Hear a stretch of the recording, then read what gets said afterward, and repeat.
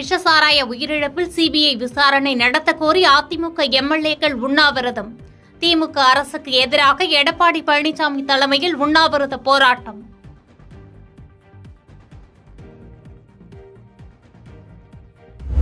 மணல் கொள்ளை தொடர்பாக தமிழக டிஜிபிக்கு அமலாக்கத்துறை கடிதம்.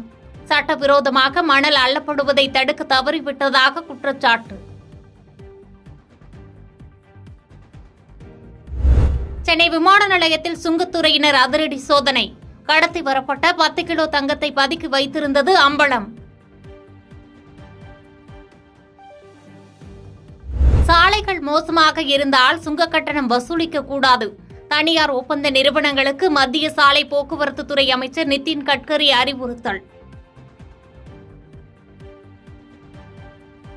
யூரோ கால்பந்து தொடரில் வலம் வாய்ந்த போர்ச்சுகல் அணிக்கு அதிர்ச்சி அளித்த ஜார்ஜியா அணி 2-0 என்ற கோல் கணக்கில் வெற்றி பெற்று நாக் அவுட் சுற்றுக்கு தகுதி. திருவாரூர் ஒழுங்குமுறை விற்பனை கூடத்தில் ரூபாய் 2,87,00,000 ரூபாய்க்கு பருத்தி ஏலம். 4 வாரத்தில் 7,01,00,000 ரூபாய் மதிப்பில் பருத்தி ஏலம் நடைபெற்றுள்ளதாக தகவல். பேச்சுப்பாறை அணையிலிருந்து வினாடிக்கு 3000 கன அடி தண்ணீர் திறப்பு. கோதையாறு தாமிரபரணி ஆற்றின் கரையோர பகுதி மக்களுக்கு வெள்ள அபாய எச்சரிக்கை.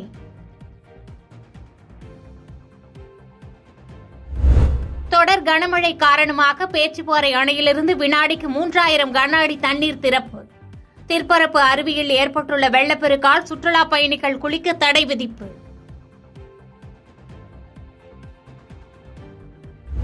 நீலகிரி மாவட்டம் கூடலூர், பந்தலூர் தாலுகாக்களில் 2வது நாளாக இன்றும் பள்ளிகளுக்கு விடுமுறை. பலத்த மழை நீடித்து வருவதால் முன்னெச்சரிக்கை கருதி மாவட்ட ஆட்சியர் அறிவிப்பு. வெள்ளப்பெருக்கு குறைந்ததை அடுத்து குற்றாலத்தில் 5 அருவி, பழைய குற்றால அருவியில் குளிக்க அனுமதி. 3 நாட்களாக சுற்றுலா பயணிகளுக்கு தடை விதிக்கப்பட்டிருந்த நிலையில் இன்று நீக்கம். சாதிவாரி கணக்கெடுப்பு நடத்த முதலமைச்சர் ஸ்டாலின் விரும்பாதது ஏன் என அண்ணாமலை கேள்வி. அதிமுக ஆட்சியில் அமைக்கப்பட்ட குலசேகரன் ஆணையத்திற்கு 6 மாத நீட்டிப்பு தராதது ஏன் என முதலமைச்சர் விளக்கம் அளிக்கவும் வலியுறுத்தல். அடுத்த மாதம் தொடங்குகிறது ரஜினியின் கூலி படத்தின் படப்பிடிப்பு. ரஜினியின் லுக் டெஸ்ட் புகைப்படத்தை பகிர்ந்தார் இயக்குநர் லோகேஷ் கனகராஜ். திமுக அமைப்பு செயலாளர் RS பாரதி மீது 1 கோடி ரூபாய் நஷ்ட ஈடு கேட்டு அண்ணாமலை அவதூறு வழக்கு. கள்ளக்குறிச்சி விஷசாராய் உயிரிழப்பு விவகாரத்தில் தன்னை பற்றி தவறான தகவல்களை பரப்பியதாக கூறி நோட்டீஸ். விக்கிரவாண்டி இடைத்தேர்தலில் 29 பேர் போட்டியிடுவார்கள் என அறிவிப்பு. பாமக வேட்பாளருக்கு மாம்பழம் மற்றும் நாம் தமிழர் கட்சி வேட்பாளருக்கு மைக் சின்னம் ஒதுக்கீடு. கள்ளக்குறிச்சி கருணாபுரத்தில் குஷ்பு தலைமையிலான 3 பேர் கொண்ட தேசிய மகளிர் ஆணைய விசாரணை குழு நேரில் விசாரணை. விஷ சாராய விவகாரத்தில் எல்லாம் தெரிந்தும் தெரியாதது போல் நடிக்கும் அதிகாரிகள் தான் குற்றவாளிகள் என குஷ்பு கருத்து. கோயம்பேடு சந்தையில் வரத்து அதிகரிப்பால் காய்கறிகளின் விலை குறைந்தது.